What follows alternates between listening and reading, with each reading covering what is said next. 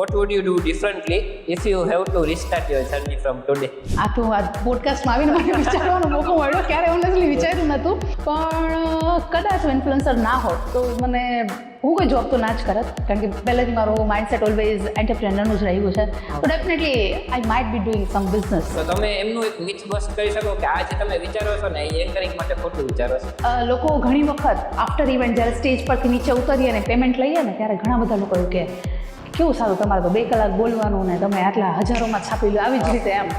પણ આ ચપટી વગાડવી ઇઝી છે, પણ એની પાછળની જે મહેનત છે એ ખરેખર બહુ ડિફિકલ્ટ છે. એન્ડ તમારા ઉપર ઘણા બધા લોકોના ઓપિનિયન તમે સાંભળેલા જ હશે, but was the one opinion that you disagree with? મારા વિશે મોસ્ટલી મને રિવ્યૂ મળતા હોય ને તો રિવ્યૂ મને એવા મળે કે she is very straight forward અને બહુ એવું ના કહીએ કે એકદમ બ્લન્ટ છે કોઈને આન્સર આપવામાં.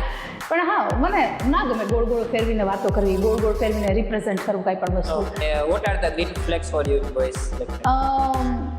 મને મારી ફિલ્ડના કોઈ વ્યક્તિને ડેટ બિલકુલ નથી કરવી, બિકોઝ